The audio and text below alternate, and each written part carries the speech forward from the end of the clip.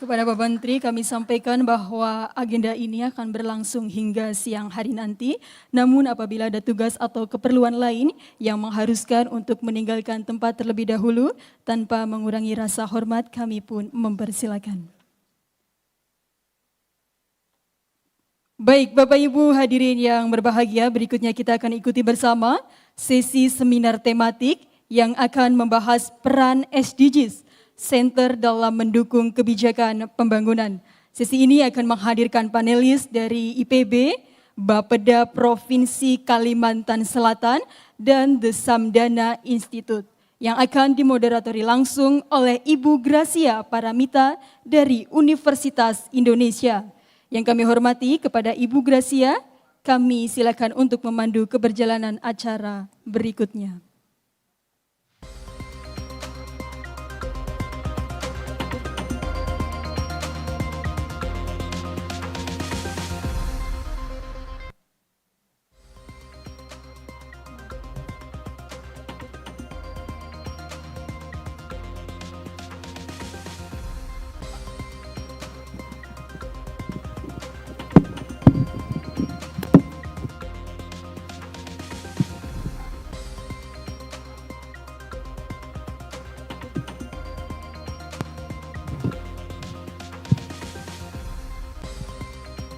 Terima kasih kepada MC. Selamat pagi menjelang siang Bapak Ibu dan hadirin sekalian. Di sesi yang kedua ini saya Gracia Paramita selaku moderator yang akan membahas dan menelusuri lebih jauh bagaimana praktik baik atau peran strategis dari SDG Center serta berbagai pihak dalam membangun kebijakan pembangunan. Berbicara mengenai aktor atau kemitraan multi pihak, pada tanggal 28 Mei 2019, Kementerian Bappenas telah meluncurkan buku panduan kemitraan multi pihak. Dan ini sebetulnya menjadi panduan menarik bagi berbagai aktor yang ingin terlibat maupun berkolaborasi atau bersinergi dalam melaksanakan pencapaian SDGs. Dan hari ini kita akan mendengarkan lebih jauh bagaimana 3 narasumber yang akan saya panggil sebentar lagi akan menjelaskan seperti misalnya salah satu contoh One Village One CEO dari IPB University. Kemudian juga ada kolaborasi antara pemerintah daerah terutama Bapeda Kalimantan Selatan dengan berbagai perguruan tinggi atau SDG Center di Kalimantan Selatan. Serta kemitraan berbagai pihak terutama kelompok rentan dan anggota masyarakat sipil lainnya dari Samdana Institute. Untuk itu saya akan memanggil langsung Dr. Muhammad Iqbal Irfani selaku Asisten Direktur Kewirausahaan Sosial Direktorat Pengembangan Masyarakat Agro-Maritim IPB University.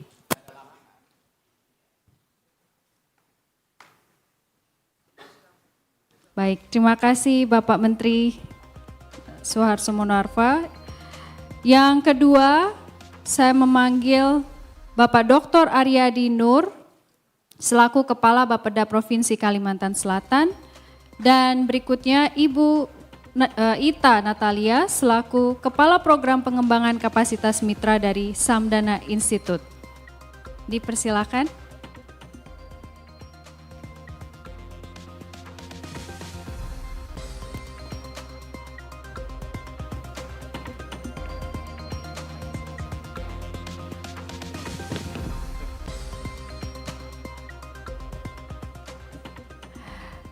Baik, saya akan menyapa terlebih dahulu apa kabar Pak Iqbal Irfani, Pak Aryadi Nur, dan Ibu Ita Natalia. Saya akan langsung ke yang pertama ke Pak Iqbal. Mungkin bisa diceritakan dan jika ada slide yang ingin dibagikan, bagaimana perjalanan dari inisiatif One Village One CEO yang sudah dilakukan oleh IPB University. Tes. Assalamualaikum warahmatullahi wabarakatuh.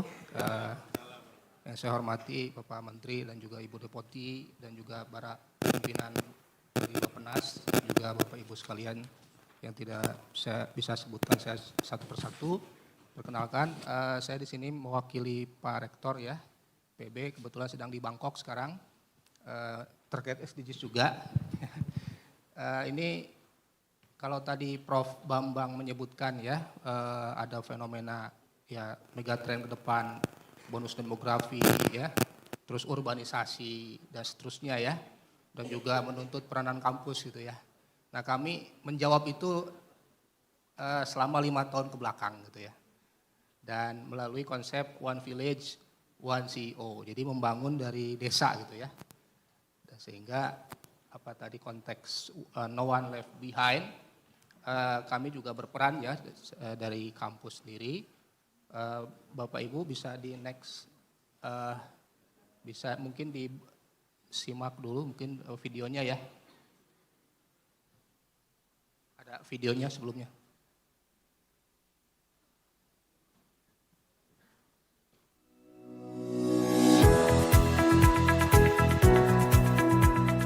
Pangan merupakan sumber kebutuhan pokok bagi manusia.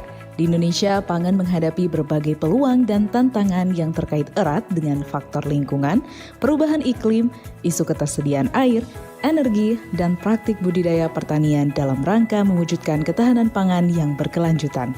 Pangan juga memiliki peran penting dalam bidang ekonomi, lingkungan, sosial, dan politik.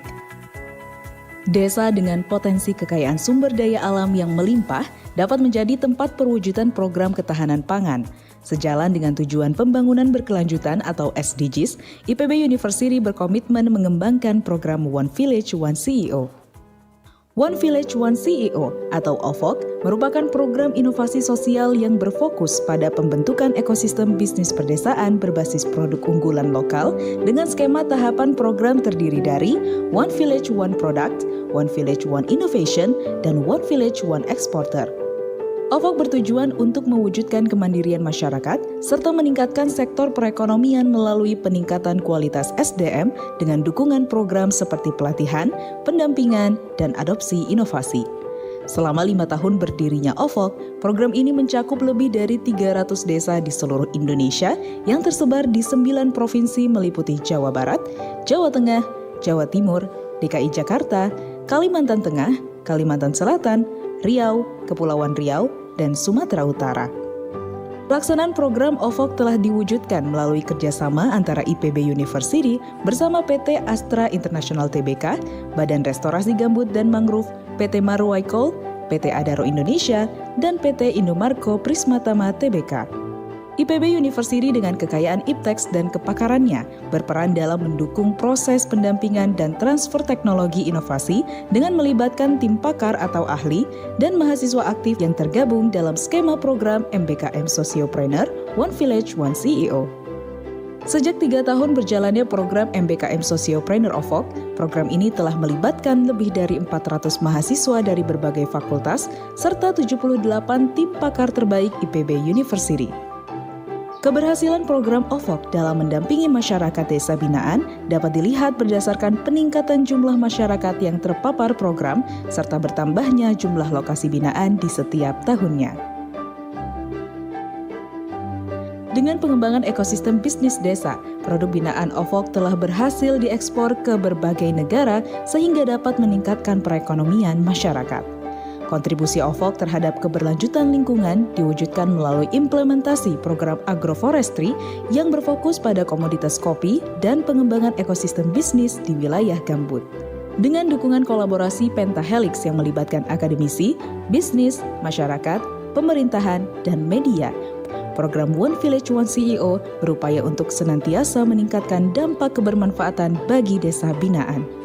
Selama dalam binaan dan pendampingan dari IPB, saya, petani, merasakan banyak manfaatnya, baik dari sisi akses pasar, permodalan, maupun inovasi-inovasi yang diberikan kepada kami. Berterima kasih sekali, yang mana memang kami bisa lebih belajar untuk lebih baik di budidaya melon khususnya. Selama ini sudah dibina oleh IPB sampai paham dan berjalan baik. 15 tahun kopi balo itu hilang. Nah, ternyata dibangkitkan oleh mahasiswa dari IPB sehingga kopi baloy akan kembali. OVOC bekerja sama meningkatkan kualitas produk unggulan desa berdaya saing global.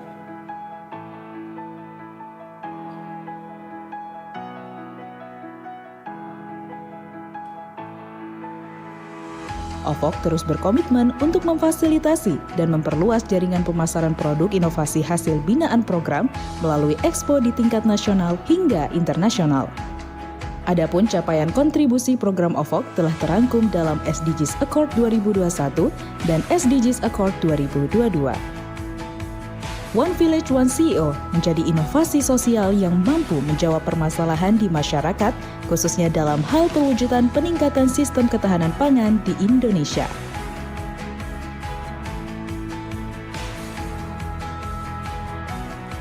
One Village One CEO, Village Empowering for Global Impact. Jadi seperti dilihat ya Bapak Ibu di video tadi, ini memang visi IPB ya, sebagai baik jangka pendek maupun jangka panjang ya, sebagai menjadi perguruan tinggi inovatif yang resilient ya, dan mempunyai visi Techno Entrepreneur University. Jadi IPB punya teknologi, punya inovasi di bidang agromaritim, hanya ini perlu inovasi sosial, bagaimana mengimplementasikannya melalui hilirisasi inovasi tersebut, sehingga bisa kemudian dikembangkan di desa dalam hal ini. Ini next ya Pak, bisa next slide ya. Nah konteksnya memang harus sociopreneur ya, karena bagi kami tidak hanya menjadi petani, tidak cukup hanya menjadi petani, tapi bagaimana bisa menjadi pengusaha dalam pertanian, itu yang jadi penting. Makanya konteksnya adalah One Village One CEO. Ini dijelaskan tadi ada disebutkan global megatrend ya, perubahan iklim, revolusi industri, pandemi COVID, atau juga masalah yang tadi di desa. Di desa punya masalah misalnya permintaan pangan yang sehat dan bergizi itu terus tumbuh. Desa sebagai lumbung pangan, ekosistem bisnis pangan juga yang masih belum berkelanjutan, lahan juga masih luar biasa, masih banyak yang menganggur. Urbanisasi juga, orang mungkin tidak mau jadi petani, ya bahkan alumni IPB juga ada yang tidak mau jadi petani gitu ya. Tetapi ini bagaimana mengembalikan IPB itu bisa bertani. Nah itulah konteks mengapa One Village One CEO itu penting. Bisa next ya, dalam basis menghilirisasi agromaritim gitu ya. Bisa next. Jadi memang bagaimana ekosistem One Village One CEO. Seperti tadi disebut ada 3 tahap secara umum. Yang pertama adalah One Village One Product. Penting bagi kita untuk bisa mengidentifikasi, mengkurasi produk apa yang itu potensial untuk dikembangkan. Bukan hanya basis self assessment, tapi memang ada kurasi dari tim ahli. Ya, makanya kami punya juga data desa presisi itu ternyata luar biasa banyak tuh yang ditawarkan desa, bisa 17, bisa 20. Tetapi kan ketika kita programnya tidak fokus, maka tidak akan efektif juga. Sehingga kami dalam mengembangkan ekosistem OVOG ini adalah pertama kali ditarget dulu produknya itu apa. Gitu ya. Setelah produknya diketahui, kemudian kami terapkan inovasi. Ini penting karena supaya inovasi itu fokus dalam hal baik itu pengembangan produknya ya, terus perbaikan mutu ya, bahkan juga inovasi itu bisa tepat ya, sesuai dengan kebutuhannya. Dan yang ketiga, di sini yang kelima ya, adalah pasarnya. Tapi kadang-kadang ini terbalik ya. Kami dari pasar dulu kemudian turunkan ke hulu. Kadang-kadang terbalik ya. Makanya ini ekosistemnya ya, dari misalnya konteks Indomaret ya, butuh pepaya Kalina. Itu 8 ton per minggu. Jadi datang ke IPB, kami perlu 8 ton per minggu hanya untuk Jabodetabek. Nah kami kemudian punya inovasi pepaya Kalina itu, kalau Bapak Ibu itu bukan pepaya California ya, impor bukan, tapi itu adalah inovasi dari tim ahli di IPB. Kemudian kami turunkan itu ke hulunya. Ya, apa inovasi, terus kita pelatihan, pendampingan kepada CEO-CEO di desa sehingga bisa kemudian fulfill kebutuhan di Indomaret itu. Jadi kita create CEO di pepaya Kalina itu. Saya kemarin ke Banjar, ternyata luar biasa. Dari biasanya 2.700 diambil pepaya, kalau masuk ekosistem bisa sampai 7.000, 8.000 per kilo ya. Jadi kalau di Indomaret kan 12.000 ya. Nah itu adalah bagaimana kita mengkoneksikan pasar, market driven kepada ke hulu gitu ya. Seperti itu. Next. Nah ini dampaknya bagaimana? Ternyata ada kepastian dan perluasan pasar ya. Jadi salah besar atau kesalahan besar dalam pertanian itu biasanya tanam dulu. Kalau bahasa Sunda itu engke kumaha gitu ya. Engke kumaha bukan kumaha engke gitu ya. Jadi kadang-kadang tanam dulu nanti terserahlah pasar itu bagaimana gitu. Padahal kan kebalik, harus nanti itu sudah dipastikan dulu pasarnya. Sudah dipastikan pasarnya, nanti kemudian di hulunya itu baru kemudian menyesuaikan gitu ya. Akses teknologi, karena tadi betul kenapa terjadi left behind ya, no one left behind di perguruan tinggi, karena memang inovasi-inovasi itu tidak bisa disalurkan ke masyarakat karena memang tidak masuk ekosistem. Jadi ahli pangan, ahli hortikultur di IPB ketika dia tidak punya saluran gitu ya, maka ilmunya hanya ada di perpustakaan di kampus dan seterusnya. Dengan masuk ekosistem ini ada proses bagaimana mereka itu bisa menghilirisasi inovasinya ya. Akses permodalan tentu kalau sudah meningkat, diversifikasi pangan juga luar biasa. Misalnya kami punya program ya pengentasan stunting itu dengan pepaya Kalina itu tadi misalnya, atau dengan pangan-pangan lokal yang di-create oleh One Village One CEO ini. Masyarakat sudah 67.000 masyarakat penerimaan manfaat, update dari video tadi ya, 343 mahasiswa dan ini dapat 20 SKS Bapak Ibu. Mahasiswa dapat 20 SKS, jadi lebih dari KKN karena setelah dapat pelatihan, pembimbingan, kemudian field trip di lapangan yang menyelesaikan masalah di desa itu selama 2 bulan. Jadi nice, bagi mahasiswa juga dapat, bahkan dapat uang saku juga katanya dari mitra ya. Inovasi sudah 34 inovasi bahkan lebih ya karena kita belum hakikan saja gitu kan. Dan terus akan menggelinding karena tiap poster itu adalah haki, tiap by village, by product itu haki tersendiri. 9.000 tenaga kerja, 117 dosen tadi, alhamdulillah bisa ini, dan 20% meningkat. Nah ini produk-produknya ya bisa dilihat. Nah ini pepaya Kalina ya, ini khusus untuk Jabodetabek ya, 8 ton per minggu itu. Next. Nah ini bagaimana konteks IPB itu sudah menjangkau 6,1% desa di Indonesia. Ini konteks IPB secara keseluruhan ya, termasuk sinu KKN dan seterusnya. Nah OVOG ini sudah menjangkau 452 plus 50 ya yang terakhir. Itu sekitar 10% desa mitra IPB. Di berapa ini? 10 provinsi. Terakhir saya bicara tadi Pak ini. Di Kalimantan kita terakhir kerjasama dengan Adaro karena biasanya kami mengelola dana CSR, kemudian CSR itu kita kombinasikan dengan hilirisasi inovasi dari dosen IPB, kemudian kita melakukan proses pelatihan pendampingan di desa-desa binaan di IPB. Bahkan kalau dalam konteksnya pesantren kami juga punya kemarin di pesantren di Kalimantan Selatan itu pesantren binaan PT Adaro. Jadi ada one pesantren, one product juga. Jadi basisnya bisa pesantren juga. Next. Nah memang ini ya, ini yang terakhir kami punya ekosistem dan ini yang sebelah kanan ini Bapak Ibu ekosistemnya belum terpenuhi semua. Ini baru permintaan pasarnya. 8 ton per minggu baru sekarang 500 kg per hari. Jadi sekitar baru 3,5 ton per minggu nih baru kita penuhi. Nah ketika ada desa yang datang, ya kami sekarang sedang proses penjajakan KKN, kami tanami saja tuh pepaya Kalina, kemudian masukkan ke ekosistem Indomaret itu ya. Pisang juga 250 ton per minggu, talas 1 ton per minggu ini dengan sangkuriang. Kalau Bapak Ibu tahu sangkuriang itu adalah khas Bogor ya. Bolu talas sangkuriang, tapi punya kendala bagaimana nih talasnya terbatas, mokapnya terbatas, sehingga perlu 1 ton per minggu untuk membuat mokap dari talas gitu ya.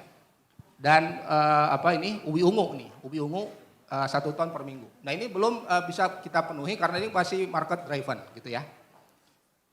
Next.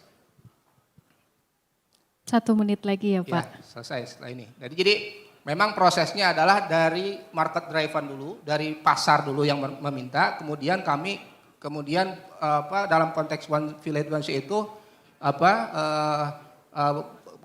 di situ ada proses-proses pendampingan ya, pelatihan dan seterusnya kepada kelompok tani binaan, bisa bentuknya Gapoktan atau badan usaha milik desa atau BUMDes dan seterusnya, terserah.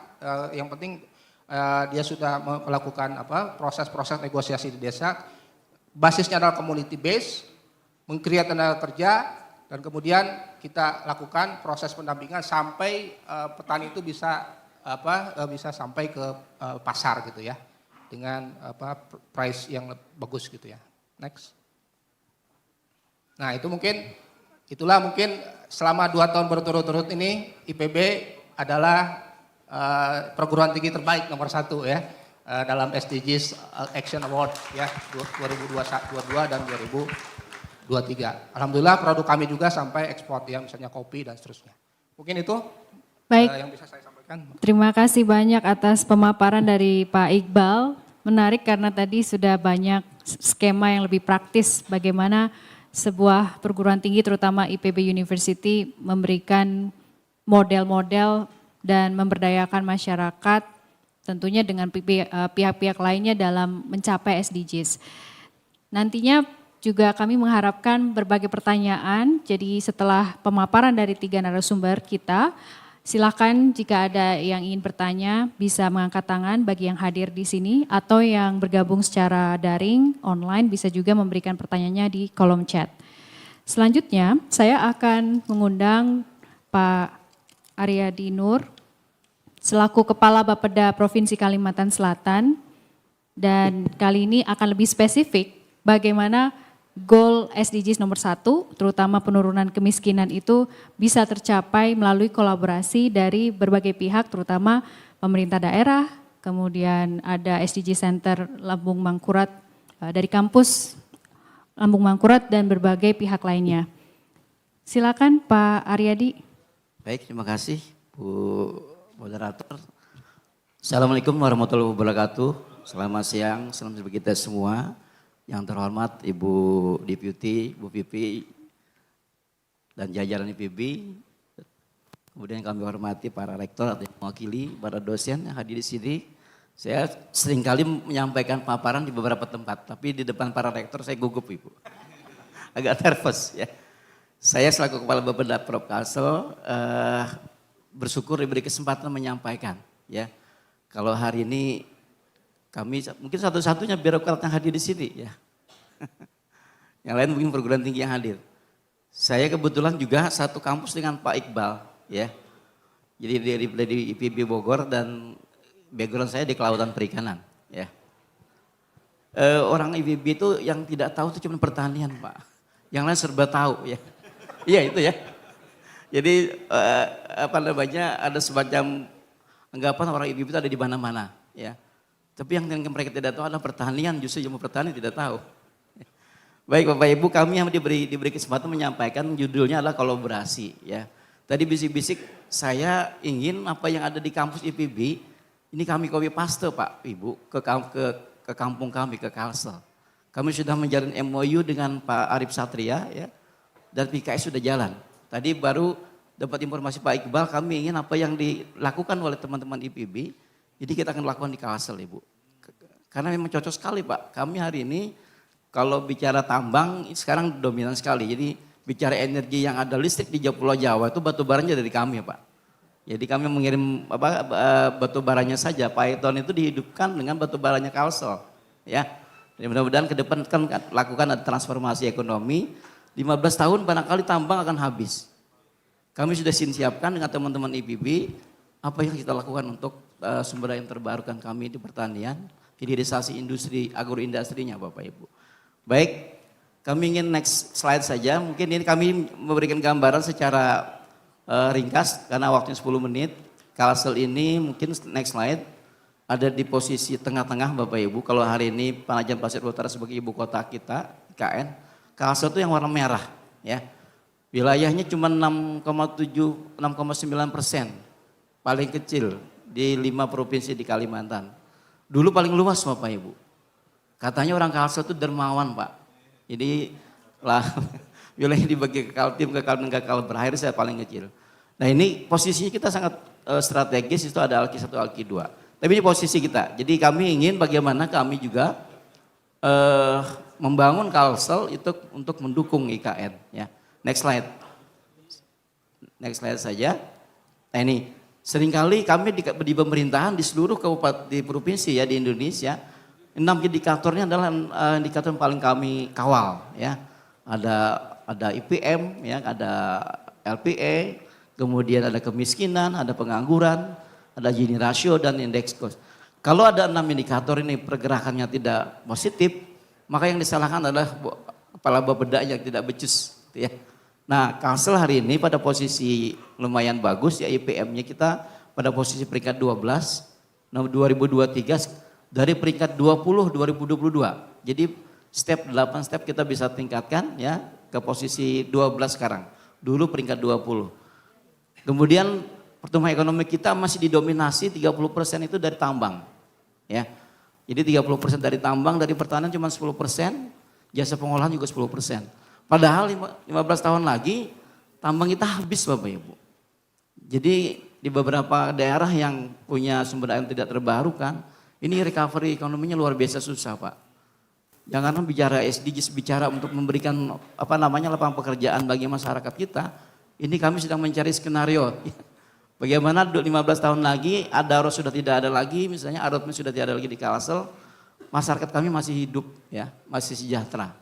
Ini jadi tugas kami karena sebagian wilayah kami itu ada batu baranya dan ini menjadi tumpuan hari ini. Orang miskin Kalsel itu nomor 2 paling rendah di Indonesia, ya 4,29 setelah Bali, Kalsel dan DKI Jakarta. Ya, walaupun persentasenya kecil Pak, kami tidak ingin juga tadi mimpinya ada namanya kemiskinan ekstrim, ya masih 0,47%. Slide berikutnya nanti dan pengangguran terbuka juga demikian. Gini rasio kita sudah mendekati angka 0 ya, 0,313 ya, on the track barangkali menurut kami, dan indeks kualitas lingkungan hidup harus lebih baik. Jadi 3 pilar SDGs ini sudah ada di indikator kita sebenarnya ya. Ekonominya ada, kemudian kesejahteraannya, sosial equity dan ekologi proteksinya juga harus kita kedepankan. Lanjut, next slide. Nah ini kalau bicara keselarasan, Bapak Ibu, kami ingin RPJPN itu juga hadir di RPJPD kita, ya. Apa yang menjadi cita-cita di visi RPJPN itu secara imperatif kita lakukan di provinsi, Bapak Ibu sekalian. Jadi bagaimana dapat per kapita kita 2045 itu sampai 30.000 US dollar. Kalsel hari ini baru 4.000 US dollar, Bapak Ibu. Masih di lower income. Masih ada 4 atau 5 step lagi. Ingin bagaimana kita lepas dari lower income menjadi di minimal middle income lah. Nah ini cita-citanya RPJPN luar biasa, hampir 30.000 US dollar. Angka kemiskinannya pun hampir mendekati angka 0,5 sampai 0,7 ya. Target kita juga demikian untuk Kalsel. Ada 8 transformasi, 8 ya upaya-upaya misi yang harus dilakukan. Satu-satunya adalah ada transformasi sosial, ekonomi dan tata kelola. Ini kita lakukan terus di Kalsel dimulai dengan 2025 di RKPD 2025. Lanjut, next slide. Nah ini RKPD kita ya, di situ prioritas daerahnya kami cantumkan bagaimana pemantapan kualitas sumber daya manusia. Yang di dalamnya ada dunia pendidikan di sana. Lanjut saja. Di capaian yang ada di Kalsel, Bapak Ibu, ada beberapa indikator lingkungan, ekonomi, ya, hukum, lingkungan dan sosial. Pada prinsipnya kami berada pada posisi yang tidak begitu baik-baik saja juga ya. Sama dengan Indonesia nasional barangkali, tapi kita harus berupaya terus bagaimana target-target ini bisa kita selesaikan. Minimal 2030 sudah kelihatan progresnya. Lanjut. Ini lingkungan, tadi sekali sampaikan bahwa di sisi lingkungan kami terus berupaya walaupun ya capaiannya tidak memenuhi target yang kami pasang ya, persentase rumah tinggal ya di perkotaan yang ini baru 79% dan kita akan melakukan langkah-langkah kebijakan untuk memperbaikinya. Begitu juga dengan ekonomi. Jadi kalau basisnya hari ini tambang, kita akan bergeser kepada sektor ekonomi yang terbarukan ya, pertanian dalam arti luas, perkebunan, perikanan kelautan dan industri. Yang penting hilirisasi industri ya jalan Pak. Jadi kalau kita bilang industrialisasi hulunya harus siap juga. Atau hulunya dulu, hilirnya juga harus siap. Dua-duanya harus siap. Tidak menunggu mana ayamnya dulu, mana telurnya dulu. Gitu ya. Nah, kami harus ke sana semua. Lanjut. Di pilar berikutnya hukum tata kelola juga sosial. Nih. Bapak Ibu terkait dengan SPM ya. Ini terus kita dorong agar apa yang menjadi tanggung jawab di SPM ini dan target-target SPM harus kita tuntaskan. Lanjut. Saya agak cepat saja. Profil kemiskinan Kalsel. Silakan. Next slide. Yang sampai 4,29 ini periode 2023 ya, Maret 2023. Kami bisa menurunkan angka hampir 0,32 poin ya. Dari September 2022 sampai Maret 2023. Ya ini jumlah penduduk miskin hampir 13.000 jiwa kami bisa turunkan. Ini barangkali juga tidak memuaskan bagi kami dan kami ingin ini bisa lebih baik lagi 2024. Capaiannya bisa lebih baik lagi. Lanjut, tadi bicara kemiskinan ekstrim, nih ya ini nomor 2 di secara nasional. Ya. Next slide saja. Terus saja nih gambaran kabupaten kota kami. Nah ini Bapak Ibu, orang miskin ekstrim itu kalau di makna yang kami pahami itu ada di level 3 ya. Kita tahu ada yang namanya miskin relatif, absolut, ekstrim dan kronis. Nah ini. Kalau kita lihat dari angka yang ada ini, capaian kami masih ada PR 0,47% ya. Harapannya 2024 harus mendekati akan 0. Barangkali tidak mungkin 0 persis ya, karena kalau dirasa berat juga ya. Tapi ini memang target besar kami, ambisius kita juga bersama 2024 harus 0 ya. Lanjut. Bapak Ibu sekalian, ini adalah di beberapa sebaran yang ada di Kalimantan Selatan ya, orang miskin ekstrim. Ini pendapatannya per hari tidak lebih dari 13.000, 12.000 rupiah Bapak Ibu. Jadi ini luar biasa mengenaskannya. Lanjut, ada beberapa upaya-upaya yang harus kita lakukan di kesempatan ini ya. Bagaimana komitmen pemerintah juga hadir di sana ya dalam menurunkan angka kemiskinan ini. Dan yang lebih tadi bagaimana kolaborasi dengan teman-teman di semua stakeholder. Lanjut saja. Ini Bapak Ibu kami bagaimana upaya yang sistematis kami membuat alat bantu ya. Kami namanya Sipalo Exis, ini adalah dalam rangka untuk bagaimana membuat kolaborasi yang nyata Bapak Ibu. Karena yang kami pahami strategi ini tidak permanen ya, tidak temporal. Dan dia harus bagaimana semua stakeholder berperan nyata di sana. Alat bantu harus ada ya. Kami membuat ini untuk bagaimana antara vertikalnya kabupaten kota dan provinsi bisa terintegrasi data P3KE yang tadi yang masih menjadi problematik ya.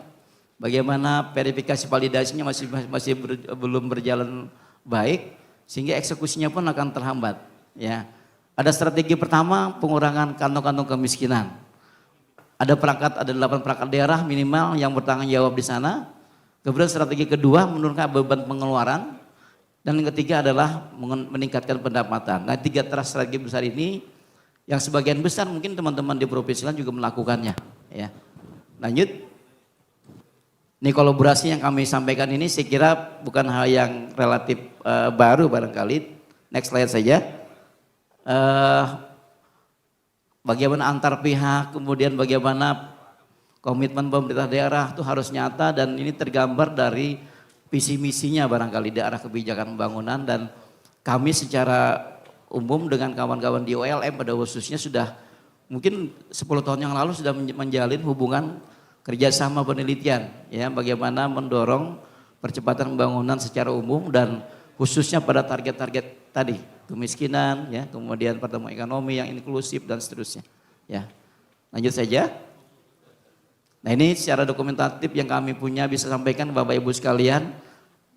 SDG Center yang dibangun ini relatif baru juga di Kalsel. Tapi hubungan antara personal, beberapa dosen dan beberapa peneliti yang ada di daerah sudah jauh-jauh hari sudah dilakukan dan ini gambaran kecil saja. Ya. Ada PKS, ada perjanjian kerjasama yang sudah kita lakukan dan eksekusi ke depan akan lebih kita masifkan lagi ya.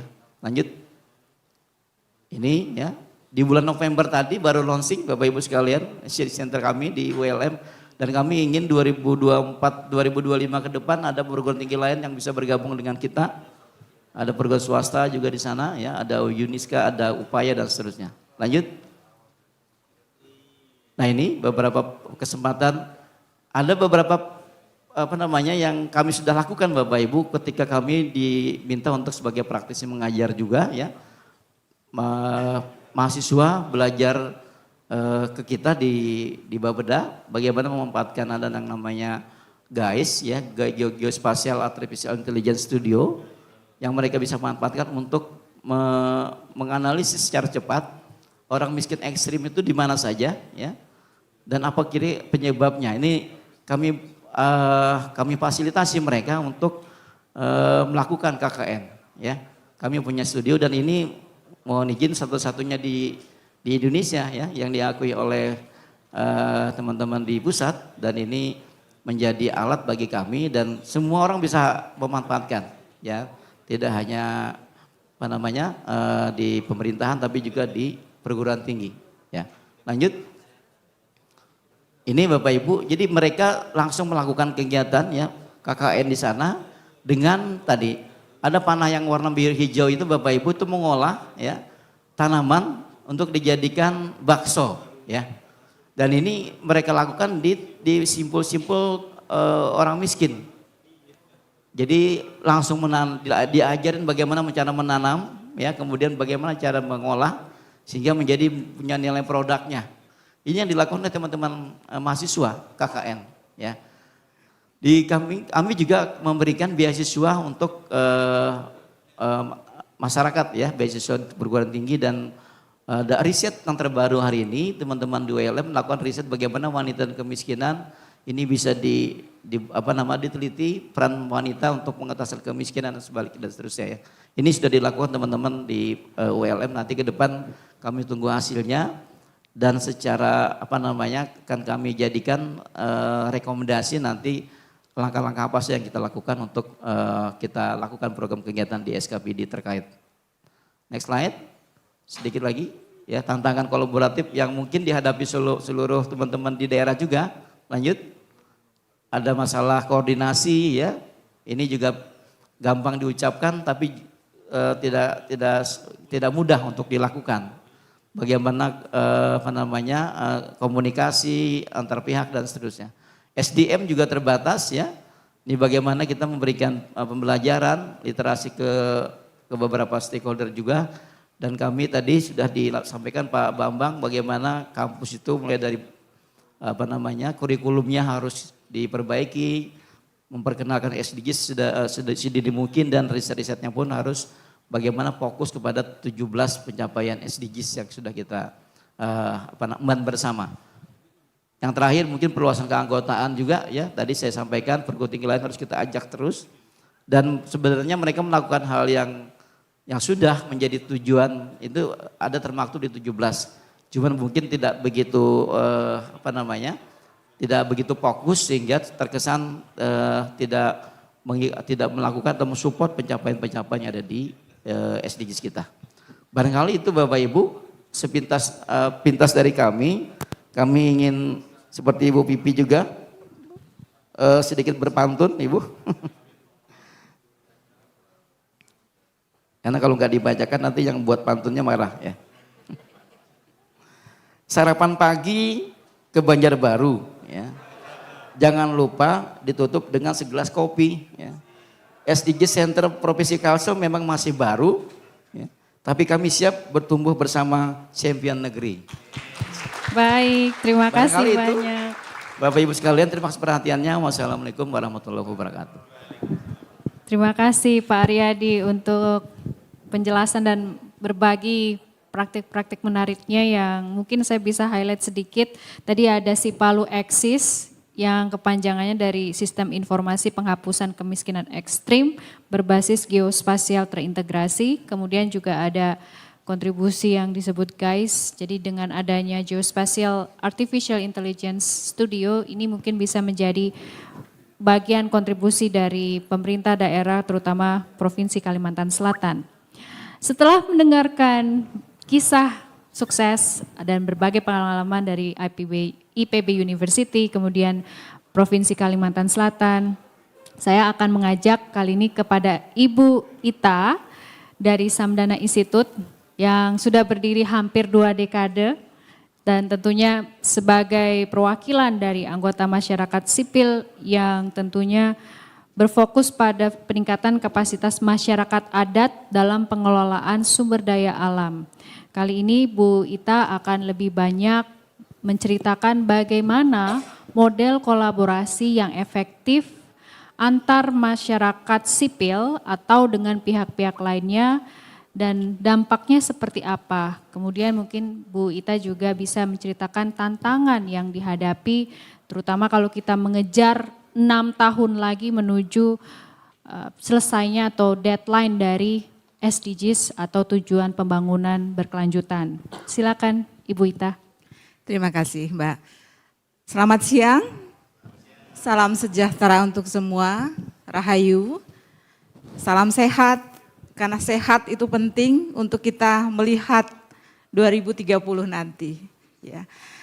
Perkenalkan saya Ita Natalia, saya Kepala Program Peningkatan Kapasitas Mitra dari Samdana Institute. Boleh slide berikutnya.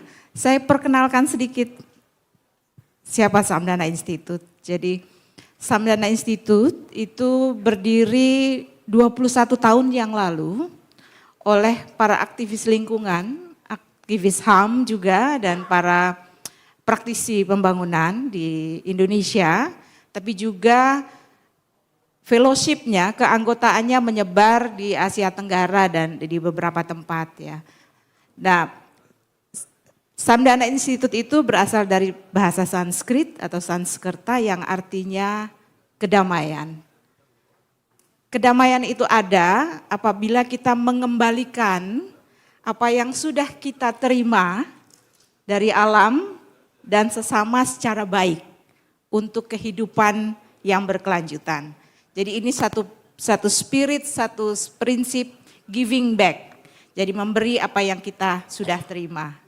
Kemudian visi Samdana itu adalah kedamaian akan ada di wilayah di mana lingkungan, kebudayaan, keragaman spiritual dihargai dan konflik atas sumber daya alam diselesaikan dengan cara damai.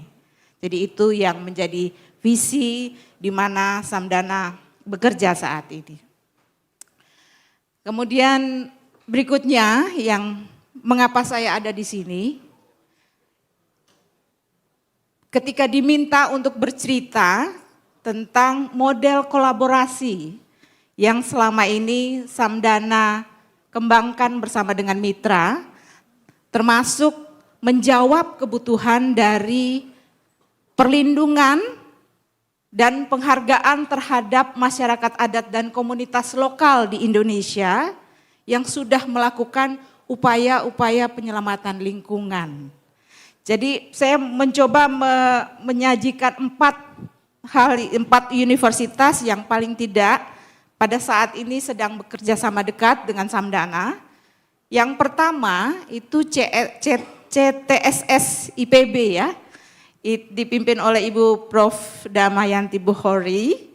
Jadi ini adalah tahun keempat kami memberikan dukungan. Jadi salah satu core dari Samdana itu adalah small grant. Jadi memberikan dukungan hibah kecil kepada komunitas dan kelompok komunitas lainnya ya, masyarakat atau organisasi lain untuk pengembangan kapasitas. Jadi ada satu yang sampai dengan saat ini 4 tahun ini kita ikut berkontribusi pada essay contest untuk traditional knowledge dari masyarakat adat. Kemudian yang kedua itu transforming for food system, termasuk memberikan dukungan dalam T20 tahun lalu kepesertaan CTSS IPB. Kemudian untuk program youth yang baru saja selesai dilaksanakan dan kemarin sudah melakukan lokakarya nasional, itu program Youth Food System untuk dialog dan movement. ini penting ketika kita bicara pangan, kita bicara kelestarian, kita bicara siapa, di mana. Dan seringkali masyarakat adat dan komunitas lokal itu left behind dari semua rencana besar pembangunan apapun namanya. Nah ini, kerjasama ini meletakkan bahwa pengetahuan itu ada. Dan universitas sangat membantu membuat pengetahuan itu tinggal, kemudian berkembang dan bisa digunakan oleh generasi berikutnya.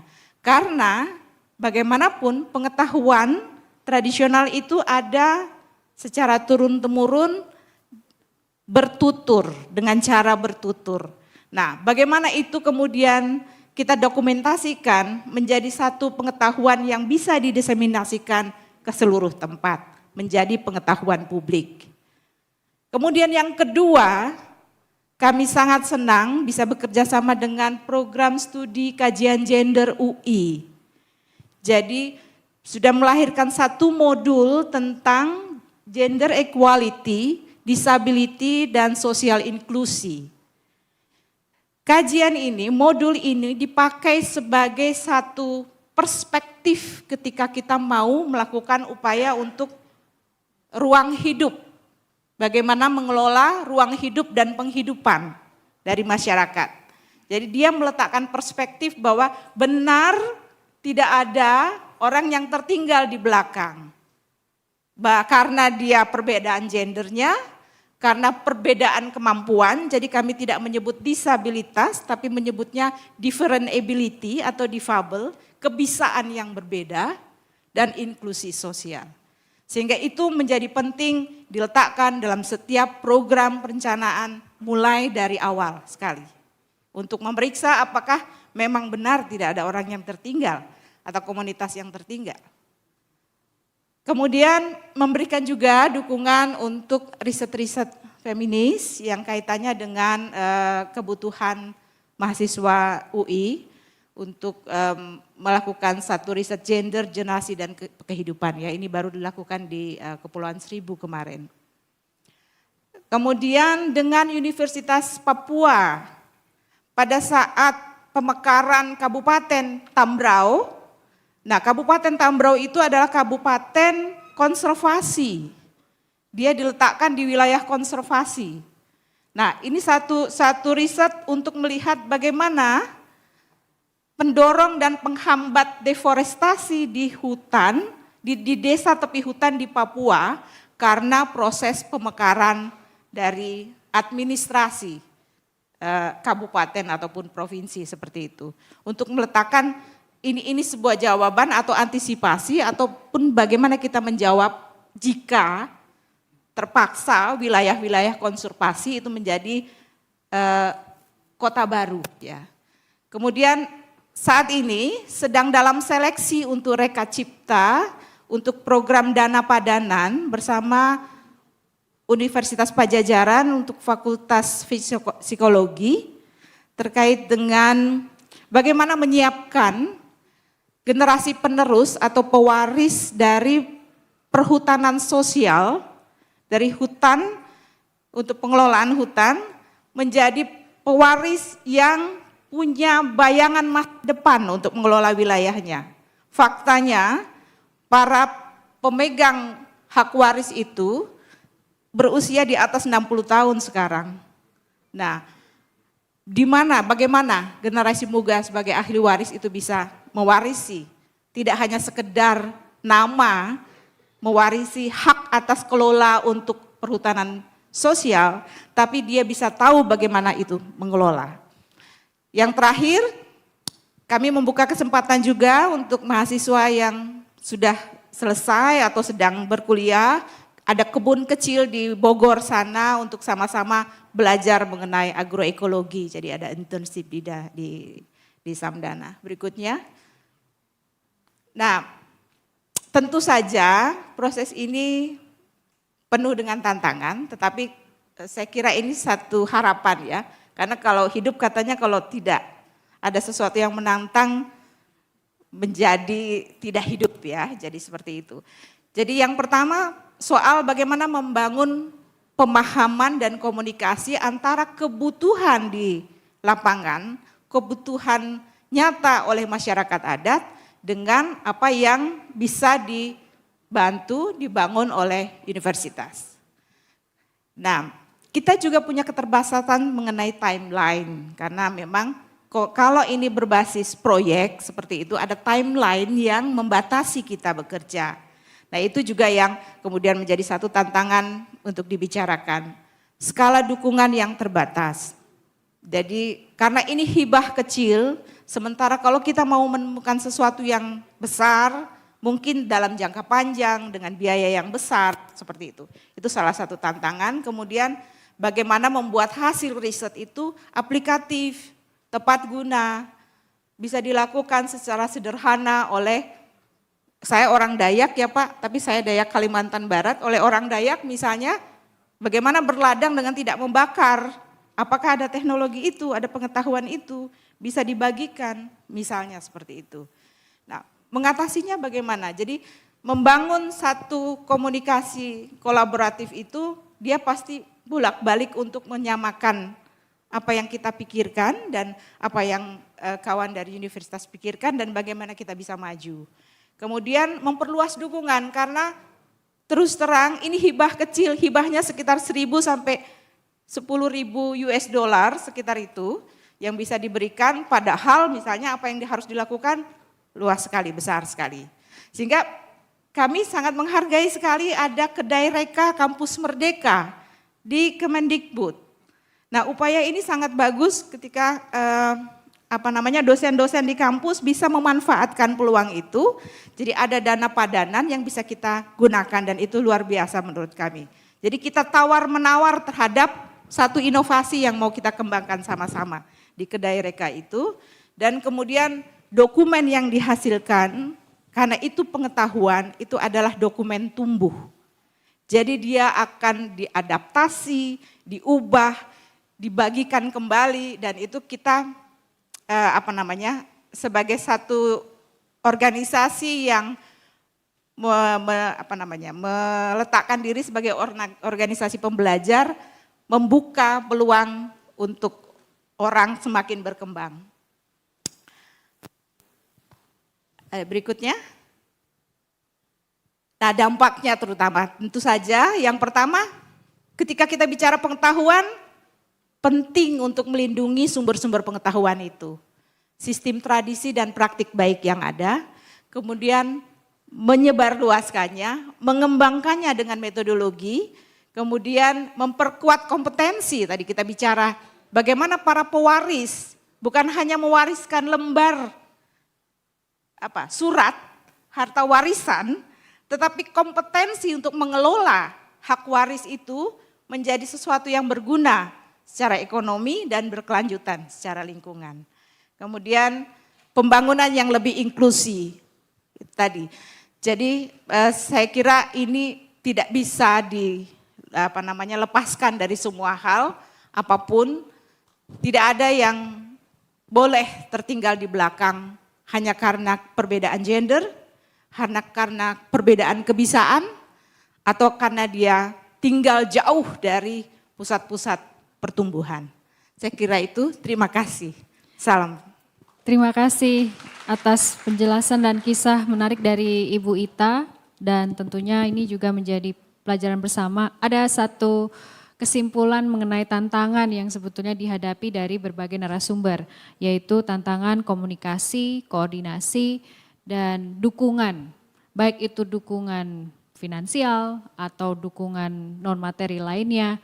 Dan mungkin ini bisa menjadi pemicu bagi sesi tanya jawab buat Bapak Ibu hadirin yang hadir di sini. Jika ada pertanyaan silakan angkat tangan, lalu sebutkan nama atau lembaga institusinya, kemudian pertanyaannya disampaikan secara singkat. Saya akan pilih yang sebelah kiri paling belakang, kemudian sebelah kanan Bapak, dan yang sebelah tengah saya Bapak berbaju batik. Silakan sebutkan nama terlebih dahulu dari lembaga atau institusi mana dan pertanyaannya. Baik, terima kasih Mbak. Assalamualaikum warahmatullahi wabarakatuh. Selamat siang Bapak Ibu narasumber dan juga Bapak Ibu yang hadir di sini. Saya Heriani dari Universitas Terbuka, Pusat di Tangerang Selatan. Ada beberapa pertanyaan untuk kedua narasumber. Yang pertama untuk Pak Iqbal tentunya. Bapak menarik sekali tadi program OVOK. Ini menjadi inspirasi buat kampus kami juga untuk membuat inovasi terutama untuk pemberdayaan masyarakat. Yang ingin menjadi pertanyaan kami Pak terkait CEO. Karena ketika namanya manusia biasa, ketika ada keuntungan, ada benefit dari sesuatu itu biasanya kita sebagai manusia ya yang awam langsung hijau begitu matanya dan bisa hilaf seperti itu. Jadi bagaimana langkah dan strategi dari IPB, tim OVOK khususnya untuk meningkatkan terutama SDM CEO-nya ini Bapak supaya tetap amanah dan juga tetap sesuai dengan tujuan awal dari diberdirikannya program tersebut. Terima kasih. Kemudian untuk Pak Aryadi, Assalamualaikum Bapak.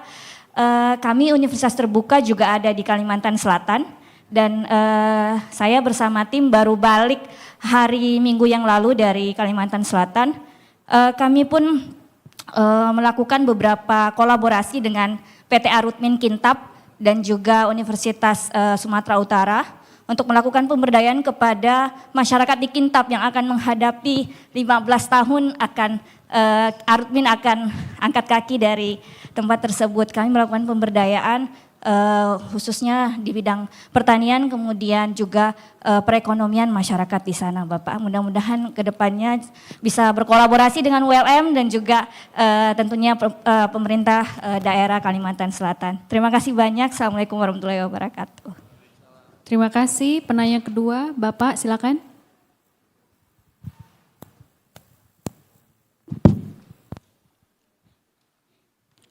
Salam sejahtera untuk kita semua. Saya Gottlieb dari Arta Wacana Kupang. Semua praktek baik ini kita tentu ini kisah sukses yang kami bisa tonton hari ini dan dengarkan. IPB Bogor luar biasa. Bisa memberikan banyak contoh, satu kampung, satu CEO. Dan saya lihat itu tadi kampungnya dari provinsi ini, provinsi ini, provinsi ini. Yang saya mau tanya, ketika memilih kampung itu kemudian mengimplementasikan program itu, adakah pikiran untuk berkolaborasi dengan perguruan tinggi di daerah? Sehingga IPB jangan ada di Bogor, tetapi wilayah kerjanya merambat ke semua tempat di daerah. Akan lebih baik apabila IPB berkolaborasi dan menularkan ya praktik-praktik baik itu kepada ya perguruan tinggi di daerah, sehingga perguruan tinggi di daerah masing-masing provinsi itu bisa kemudian menularkan kepada perguruan tinggi di sekitarnya. Itu kan jauh lebih baik. Ya, itu akan baik. Yang kedua, terkait dengan Bapak dari Bapeda Sulawesi, Pak Aryadi. Kalimantan. Ya. Mohon maaf saya punya pengalaman persis seperti tadi penjelasan Bapak. Birokrasi biasanya ya seperti orang Indonesia pada umumnya lebih suka punya beli barang merek luar negeri, tidak mempercayai merek dalam negeri. Karena tadi Bapak mengatakan kepada IPB, supaya kalau bisa IPB yang sudah praktek kepada sejumlah tempat itu, datanglah ke kampung kami. Saya mau katakan begini Pak, sebaiknya manfaatkan teman-teman perguruan tinggi di daerah. Tadi kan ada dari UT, dari mana-mana, manfaatkan itu Pak, saya yakin lebih mumpuni Pak. Saya punya pengalaman juga lain. Basis pertanian IPB itu adalah basis pertanian lahan basah. Saya pernah uji. Ketika teori lahan basah itu diterapkan di lahan kering seperti di wilayah NTT, itu sulit membayangkan keberhasilannya, Pak. Yang tahu adalah Fakultas Pertanian di daerah lahan kering itu. Dia tahu persis. Saya pernah ajukan, di sana ada satu konsep tanam satu lubang rame-rame.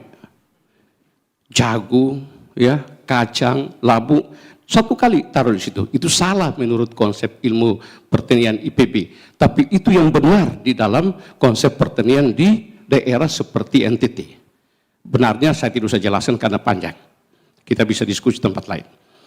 Nah, tadi kesimpulan, ini hal baik yang saya lihat dari Ibu dari Institut Damai. Ya? Samdana. Ya, Samdana Institut apa ya? Damai hati. Itu bagus, saya lihat banyak hal yang saya bilang dengan ini ketua wilayah saya dari Bali, wah ini kita sudah banyak buat tapi kita tidak sampaikan seperti itu. Ini bagus nih, kita dapat. Tetapi lalu kesimpulan semua, tadi kesimpulan pertama ini semua bisa jalan kalau finansialnya ada dukungan finansial yang baik. Tadi juga dari presentasi para pejabat, itu akan jalan baik. Nah, saya membayangkan ya, kalau daerah seperti NTT, kami ada 54 perguruan tinggi yang tersebar di lebih daripada 10 pulau besar, ya. Ini 10 pulau loh, bukan 10 kabupaten, 10 pulau ada perguruan tingginya, ya. Pulau kami ada 1000 pulau di NTT. Ada pulau yang memang hanya untuk satu telapak kaki, ada pulaunya itu, ya. Nah, ada dari situ ya, bagaimana kemudian ya ini SDG Center ini bisa menjangkau seluruh perguruan tinggi yang ada di wilayah NTT. Saya kira kalau di Jawa gampang lah, kita kan main cuman isi pertalite kan dapatlah jangkau kita. Tapi untuk NTT sulit, Pak. Karena itu kita butuh dukungan finansial, itu betul. Dan mungkin saran saya sih gampang lah. Kalau uang koruptor semua itu dihimpun, ya, satu perguruan tinggi dikasih yang 51, ini satu dikasih 1 triliun, kan baru 51 triliun. Sementara yang dikorupkan, yang tembaga saja itu kesekian triliun. Ya ini kan intermezzo politik untuk itu.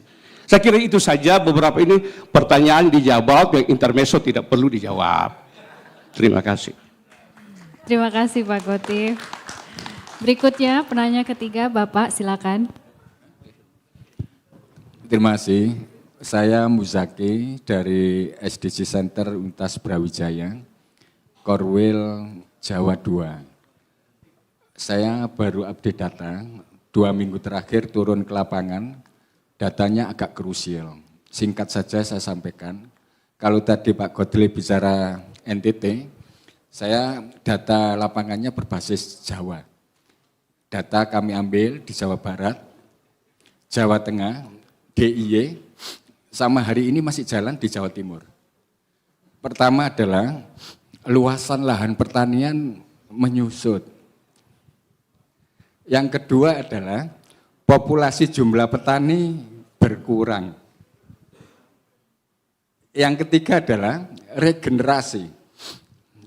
Rasionya 10 petani, dari 10 petani itu hanya 3 anak. Dari 10 petani itu hanya 3 orang yang di bawah usia 60 tahun.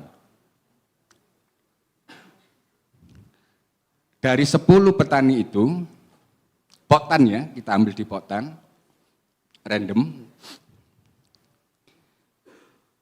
hanya rata-rata 3 anak.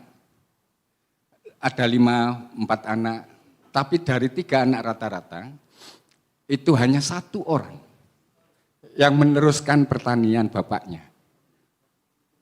Yang 2 orang, itu sudah tidak mau bertani lagi.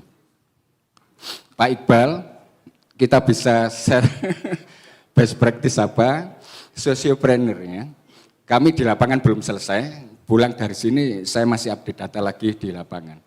Matur suwun, terima kasih. Baik, terima kasih Pak untuk pertanyaannya. Mungkin bisa dijawab terlebih dahulu ke Pak Iqbal ada penanya pertama, Mbak Herni, mengenai karakter CEO di OVOG itu bagaimana kelanjutannya dan tantangannya. Lalu Pak Gotif juga menanyakan bagaimana melibatkan lebih lagi memaksimalkan peran perguruan tinggi di daerah. Lalu yang terakhir juga dari SDG Center Brawijaya Malang mengenai kemerosotan petani maupun jumlah lahan pertanian yang ada di Indonesia. Baik, terima kasih. Ini pertanyaannya challenging nih, kayak pertanyaan disertasi nih ya. Yang pertama terkait apa tadi CEO ya, terkait konflik of interest gitu ya. Nah memang itu tantangannya ya, makanya kami itu membangun CEO itu bukan hanya melatih menjadi CEO, tapi bagaimana mengkoneksikan CEO itu dalam ekosistem bisnis.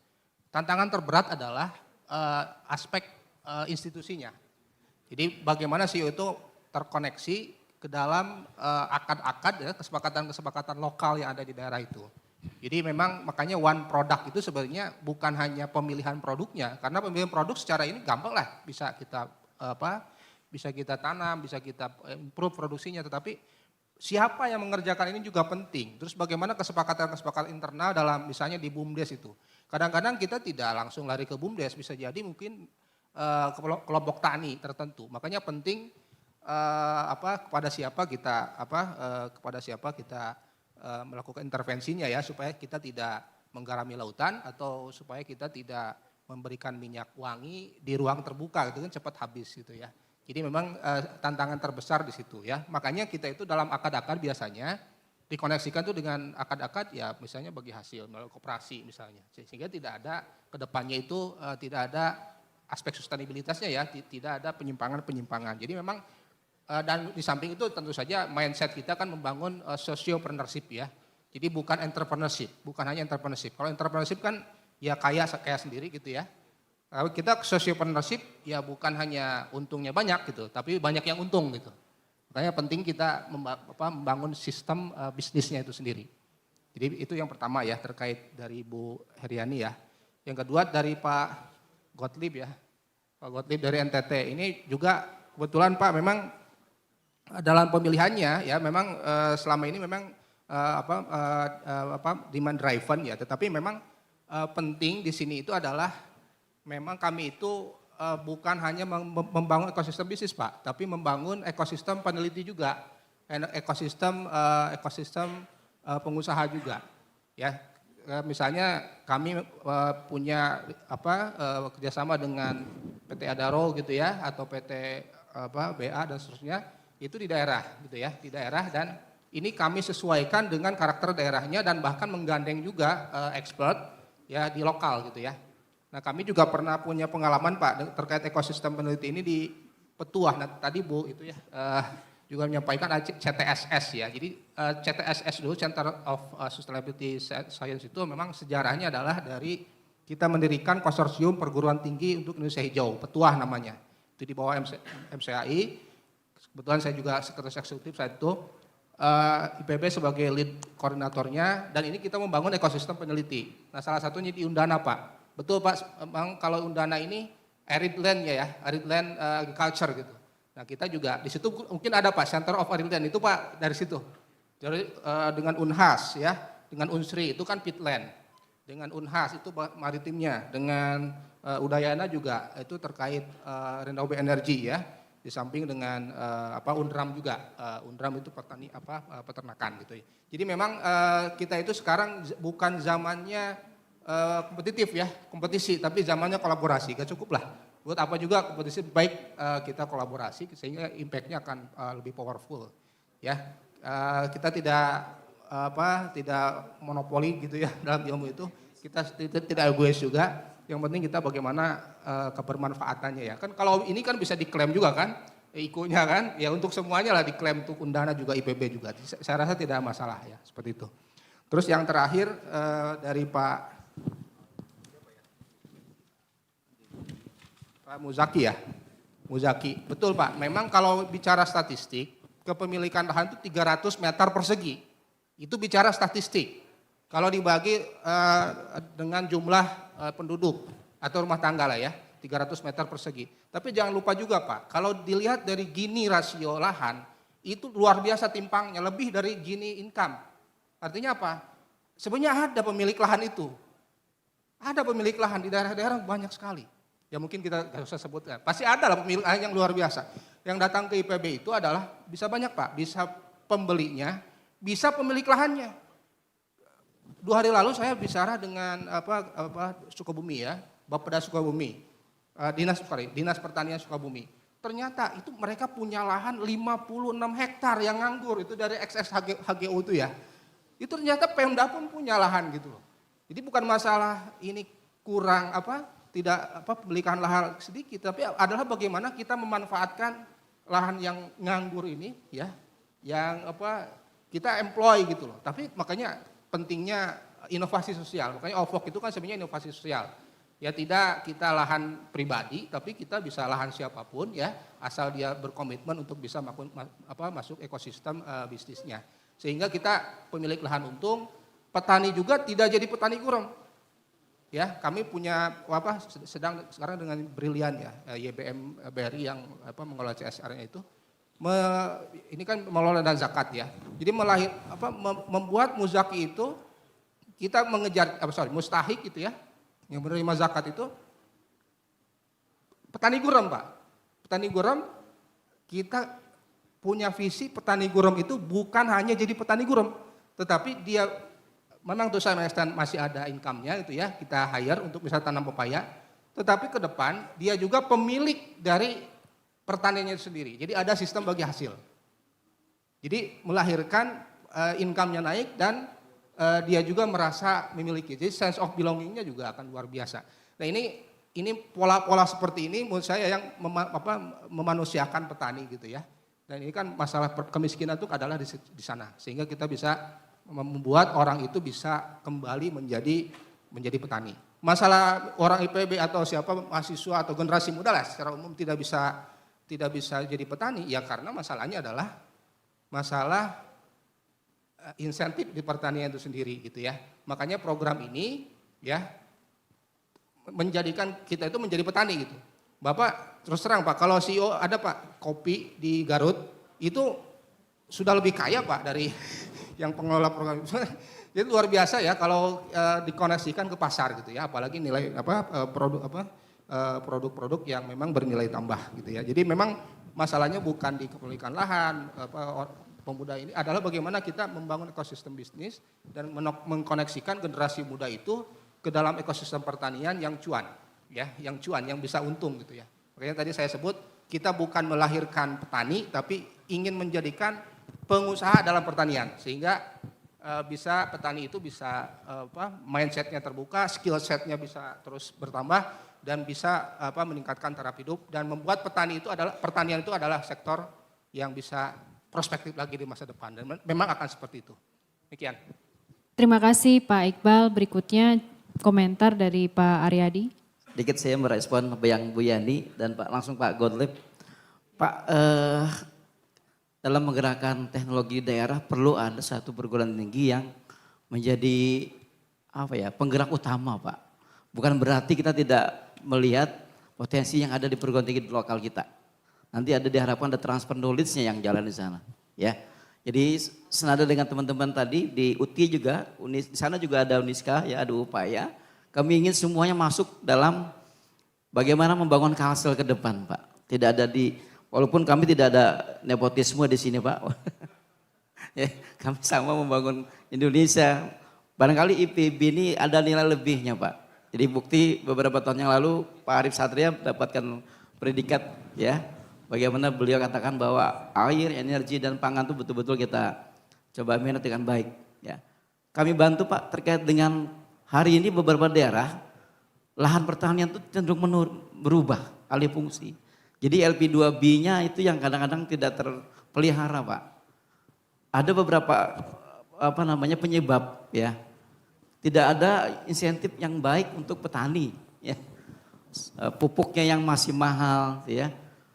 Di IPB sudah ada ada rekayasa teknologi untuk bagaimana pupuk itu murah ya.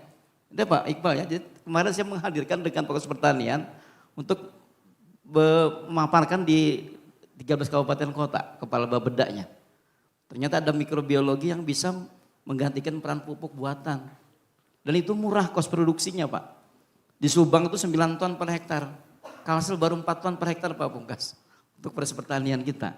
Ya, padi khususnya. Dan kami ingin bagaimana mereplikasi yang ada di Bogor, di IPB khususnya untuk kita terapkan di Kalsel. Karena tidak ada pilihan lain untuk menggantikan tadi peran tambang tadi Pak. Ya. Ini sudah dari 2 RPJPD ini kami sudah membuat skenario bagaimana shifting, bagaimana transformasi, kelembagaan ekonomi harus kuat, teknologi harus diterapkan di beberapa tempat dan kelembagaan yang penting. Tadi pasca tambang juga cerita tentang Arutmin ya, tentang Adaro. 15 tahun lagi mereka hengkang dari Kalsel Pak. Tertinggal apa Pak? Tertinggal bola apa namanya? Danau-danau besar ya, waduk-waduk yang besar. Dan itu harus di-recovery untuk bisa dimanfaatkan kembali untuk pertanian dan seterusnya. Barangkali itu Pak, makasih. Terima kasih Pak Aryadi. Mungkin ada penutup dan komentar dari Bu Ita. Terima kasih. Kalau dari saya, menjadi penting memang, saya sepakat dengan Pak Gorlief ya. Jadi tumbuhlah, menguat pada wilayah-wilayah yang memang sangat membutuhkan kehadiran. Jadi universitas ini menjadi sesuatu penopang misalnya. Kalau saya melihat menitik beratkan kepada masyarakat adat dan komunitas lokal. Kalau kita bicara perubahan iklim terutama misalnya, yang paling berdampak di situ. Perubahan sistem pertanian, yang paling berdampak di situ. Ya kan? Habisnya lahan karena proses pembangunan dan peruntukan yang berbeda. Yang paling berdampak di situ. Juga kelompok-kelompok dengan kebisaan yang berbeda. Jadi sekali lagi karena ini slogan SDGs No One Left Behind itu diejawantahkan dalam kehidupan. Itu saja Mbak dari saya. Terima kasih. Terima kasih Bu Ita. Karena keterbatasan waktu kami mohon maaf. Bagi Bapak Ibu yang masih ingin bertanya, mungkin setelah sesi berakhir bisa langsung menemui Ibu Ita, Pak Iqbal, dan Pak Aryadi. Sebelum saya kembalikan ke MC, saya juga ada pantun dan mohon partisipasi dari Bapak Ibu juga. Rabu pagi pakai baju batik, untuk pergi bekerja disambut gerimis. Yuk terus berkolaborasi lebih baik demi pelaksanaan SDGs yang lebih praktis dan strategis. Sekali lagi saya mengucapkan terima kasih untuk Pak Iqbal, Pak Aryadi, Bu Ita, dan tentunya partisipasi dari seluruh hadirin yang ada di sini, terutama juga untuk yang online. Semoga sesi kedua ini bisa memberikan manfaat dan masukan bagi kolaborasi dan sinergi antar pihak demi pencapaian SDGs di tahun 2030. Terima kasih dan saya kembalikan ke MC. Terima kasih, kami mohon agar panelis dan juga moderator tetap berada di atas panggung terlebih dahulu dan kami mengundang Bapak Pungkas untuk memberikan token of appreciation kepada para panelis dan moderator.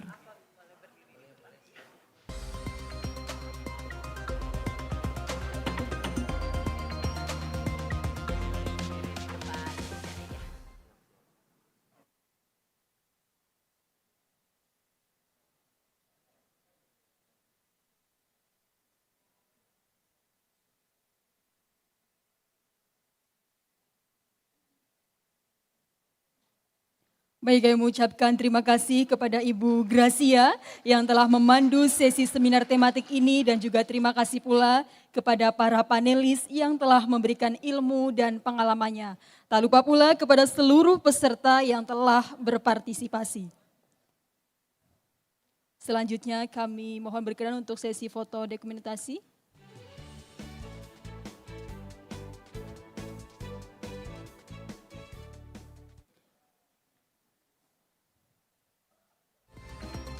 Baik, kami persilakan kepada moderator dan para panelis untuk kembali ke tempat duduk masing-masing dan kepada Bapak Pungkas, kami mohon berkenan untuk memberikan kata pungkasan.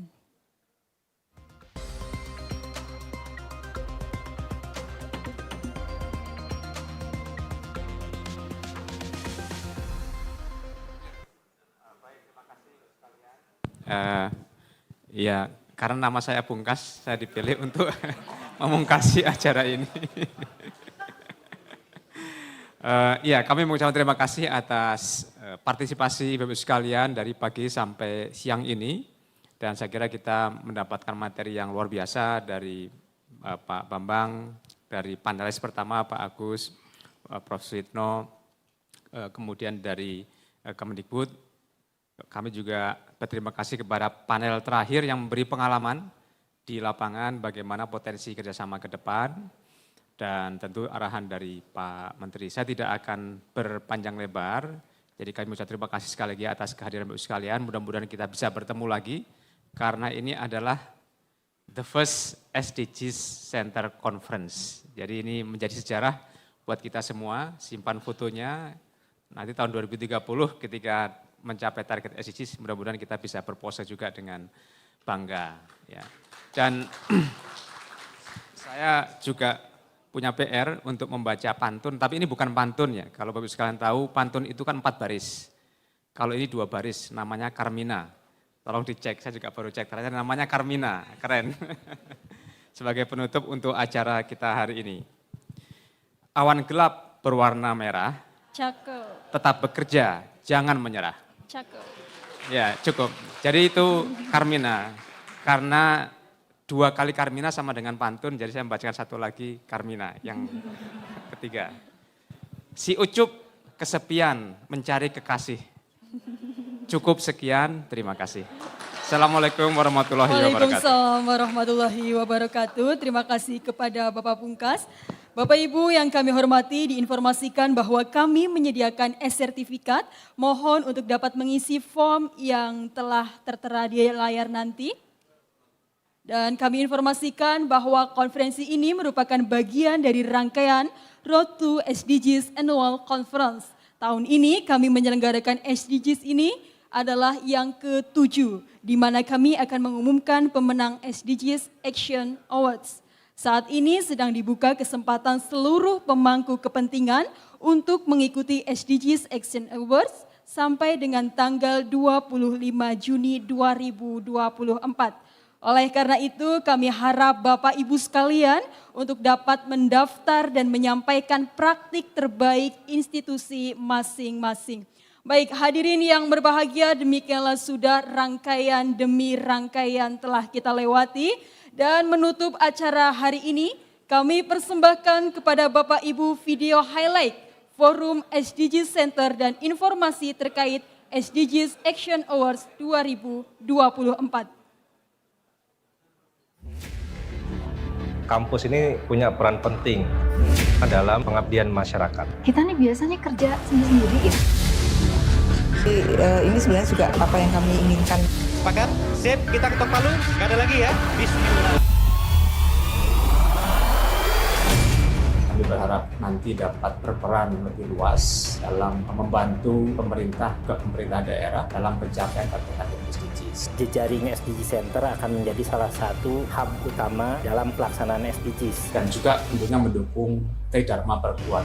Salah satu solusinya adalah membangun jaring dan komunikasi. Dia akan menjadi sebuah embrio lembaga yang menurut saya akan besar. Di tempat lain mungkin namanya berbeda-beda. Tetapi itu tidak menutup makna bahwa inilah yang kita maksud sebagai sebuah lembaga. Indonesia SDG Center Network. Baik, dengan telah terbentuknya Indonesia SDGs Center Network, kami tunggu pembentukan SDGs Center lebih banyak lagi di seluruh penjuru Indonesia.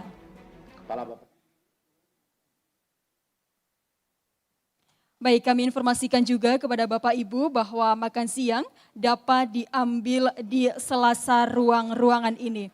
Baik, telah selesai sudah rangkaian acara kita hari ini. Buah belewah tidaklah berduri. Saya Fathulailah pamit undur diri. Wassalamualaikum warahmatullahi wabarakatuh.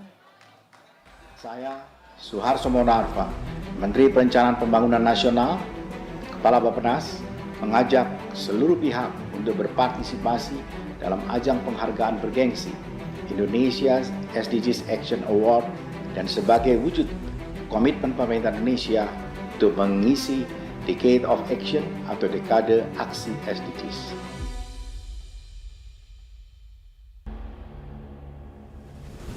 Semoga dari sini semakin banyak para pihak untuk terlibat, berkontribusi terhadap percepatan pencapaian tujuan pembangunan kerukunan kita. Berlanjut dari tahun ke tahun dan semakin besar dan semakin ramai. Masyarakat bisa mendapatkan akses air minum tapi dengan harga yang terjangkau. Profesional semua yang saya lihat juri-jurinya. Apresiasi dari SDGs itu adalah semangat bagi struggle-nya lembaga-lembaga di masyarakat. Kita akan mendapatkan peserta yang benar-benar punya komitmen bekerja untuk SDGs. Action Awards saya melihatnya sebagai satu penjurian tentang SDG secara nasional ya, dan juga meliputi berbagai kategori. SDGs Award ini kita mengangkat keberhasilan pekerjaan-pekerjaan besar yang sebetulnya ada di tingkat lapang itu bisa diungkapkan. SDG adalah program yang harus melibatkan semua pihak. Di tempat yang sangat susah, masyarakatnya dihadapkan pada letak geografis yang berat, tapi ada orang-orang baik. Selamat berpartisipasi dan menunjukkan aksi dan praktik terbaik pada kompetisi Indonesia SDGs Action Award yang hasilnya akan diumumkan pada konferensi tahunan SDGs Indonesia. Kami mengucapkan terima kasih kepada seluruh pihak yang telah berupaya luar biasa dalam mendukung pencapaian target SDGs sampai hari ini.